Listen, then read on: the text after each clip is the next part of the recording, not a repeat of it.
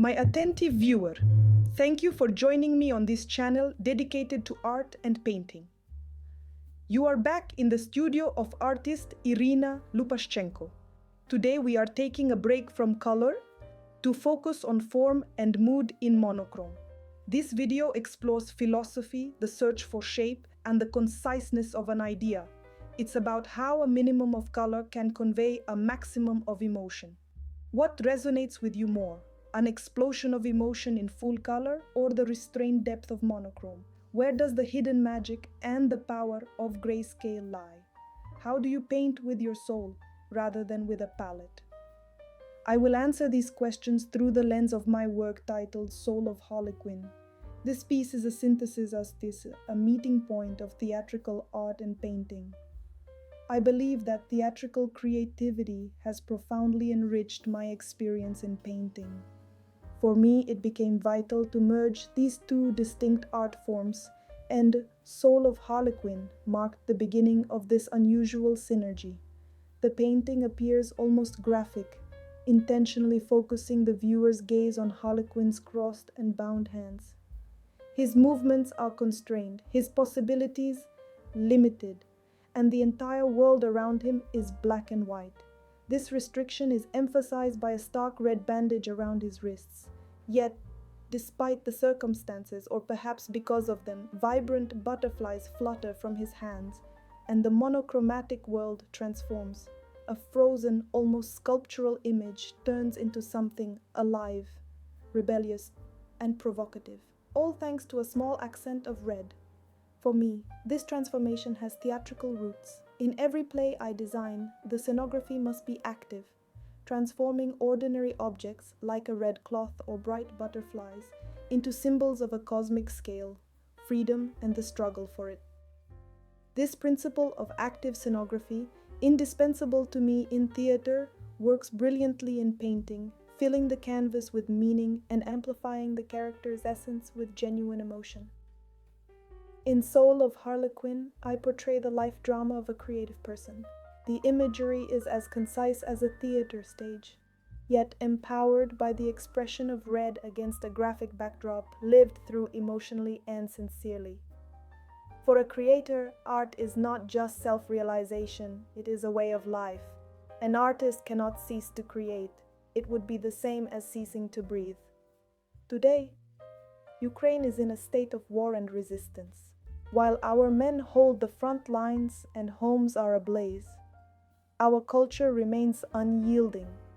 Despite the lack of light, internet, or heat, we continue to create paintings, plays, and concerts. Creativity is our powerful voice. It is the support for both soldiers and civilians. Art today is our resistance, our weapon, and a chronicle of war seen through an artist's eyes. In my work, scenography and painting weave into a single living fabric of a shared artistic image, becoming stronger with every new piece.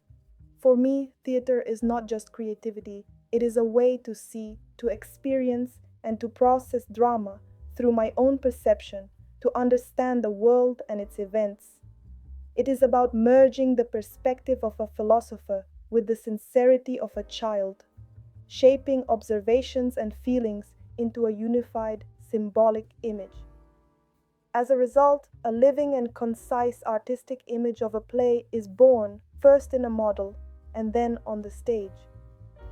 It is vital to be a person who is honest, sincere, and open to the world. The ability to feel drama and think in images eventually merged with my passion for color, light, and form. For me, the most fascinating work has always been the portrait, exploring internal experiences and reflecting on what awaits the subject in the future. I call these internal portraits. In these portraits, there is not only a physical resemblance, but also a life story created through painting, with its own drama of feelings and individual mood, united by a symbolic, often theatrical image. Gradually, I solidified this union of scenography and painting in works like Prelude, Portrait of an Actor, Travesty, Inspiration, and Hypocrite.